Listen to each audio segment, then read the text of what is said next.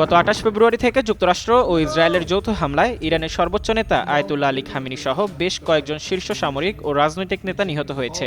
এরপর ইরান কাউকে তোয়াক্কা না করে মধ্যপ্রাচ্যের মার্কিন ঘাঁটিগুলোতে একের পর এক হামলা চালায় এবং এই যুদ্ধকে ঘিরে বিশ্ব বাণিজ্যের অন্যতম গুরুত্বপূর্ণ জলপথ হুরমুজ প্রণালীতে জাহাজ চলাচল প্রায় স্থবির হয়ে পড়েছে।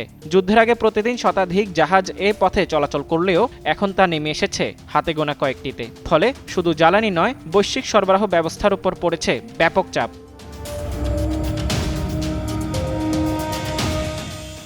এছাড়া এই যুদ্ধকে কেন্দ্র করে বিশ্ববাজারে হু হু করে বাড়ছে তেলের দাম। নতুন করে আরও প্রায় ৫% বেড়েছে, অর্থাৎ বর্তমানে ব্রেন্ট ক্রুড তেলের দাম প্রতি ব্যারেল $১৬০ দাঁড়িয়েছে। সম্প্রতি প্রেসিডেন্ট ডোনাল্ড ট্রাম্প তার নিজস্ব সামাজিক যোগাযোগ মাধ্যম ট্রুথ সোশ্যালে বলেন, ঠিক এই মুহূর্ত থেকে পরবর্তী ৪৮ ঘন্টার মধ্যে কোনো প্রকার হুমকি ছাড়াই ইরানকে হুরমুজ প্রণালী পুরোপুরি খুলে দিতে হবে, না হলে ইরানের বিদ্যুৎ কেন্দ্র ও অবকাঠামো গুঁড়িয়ে দেওয়া হবে।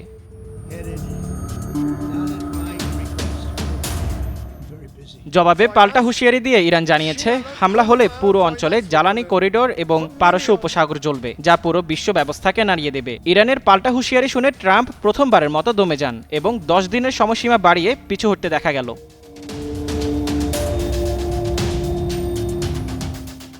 ট্রাম্পের এই পিছু হটা নিয়ে বিশ্ব রাজনীতির বিশ্লেষকরা ভিন্ন চোখে দেখছেন। তারা বলছে, ট্রাম্পের এই পিছু হটা কোনো মানবিক কারণে নয়, বরং এর পেছনে রয়েছে তেলের বাজার ও বিশ্ব অর্থনীতির হিসাব নিকাশ। ট্রাম্প এই যুদ্ধকে লাশের সংখ্যা দিয়ে নয়, বরং তেলের ব্যারেল এবং শেয়ার বাজারের সূচক দিয়ে পরিমাপ করছেন।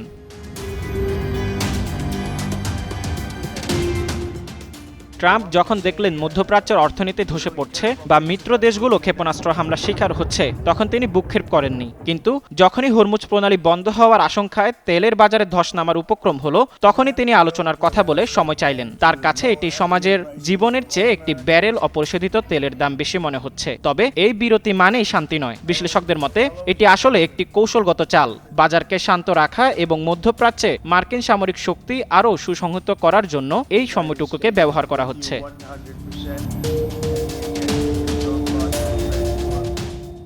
বিশেষজ্ঞরা বলছে, ইরান এখন বুঝতে পেরেছে যে তাদের হাতে থাকা হুরমুজ প্রণালী কার্ডটি যে কোনো পারমাণবিক বোমার চেয়েও শক্তিশালী, কারণ পারমাণবিক বোমা ধ্বংস করে, কিন্তু হুরমুজ প্রণালী পুরো বিশ্ব ব্যবস্থাকে অচল করে দিতে পারে। এখন কথা হলো, আমেরিকার মতো একটি শক্তিশালী দেশ পিছু হটল, এটি কি আসলে মানবিক কারণে করেছে নাকি বিশ্ব অর্থনীতির ধস হওয়ার কারণে, সেটাই প্রশ্নবিদ্ধ করছে বিশ্ববাসীকে। Mozammel Payel, Jugantor news. Everything you touch turns to gold, and you can be very proud of it. Other parts of the world are not